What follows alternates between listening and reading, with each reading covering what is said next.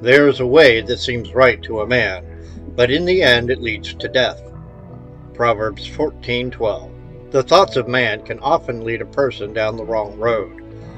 Our words that we tell others and ourselves should always accurately display the Word of God. Naturally, we won't be perfect in our descriptions, which is why those who listen should revert to the Bible for accuracy and intent.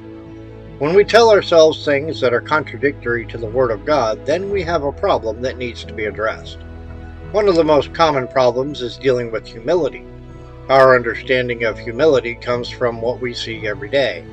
To us, humility can often mean a degradation of someone's character or person. This world will humiliate anyone who is not like them. In our own words, we find ways to demean ourselves if we are not what we think we should be.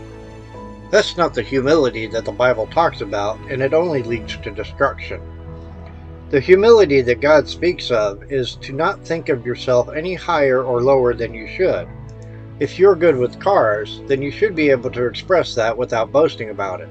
If you're a good writer, singer, dancer, or whatever, then those are gifts and talents that you should use. The hard part is looking at them with a realistic perspective. I myself am terrible at sales. I just don't have the personality for it. While some see that as degrading, I disagree. If I continually try to tell myself that I am a salesman and continually was unable to sell anything, how degrading would that be? Instead, I leave it for those who have that special gift. On the other hand, I do well in customer service. It's one of my gifts. I don't boast about it, nor do I seek to be rewarded handsomely for it. Truth is, I don't much care for the position, at least not in person. But I continue to work in that capacity because of my gift. When someone gets upset with me, I have to take into account things I've said and the amount of control I have over the situation. If the error is mine, then I apologize for the mistake and or my attitude. If, however, the customer is merely blowing off steam, well, then that's a different issue altogether. The point is that regardless of what gifts and talents we have, we should neither boast about them nor demean ourselves if something goes wrong. Neither should we be jealous of another's gifts.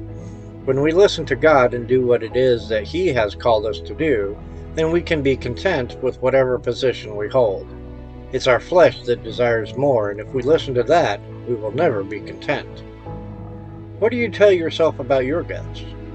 What does God tell you about them? What do you tell yourself about your job?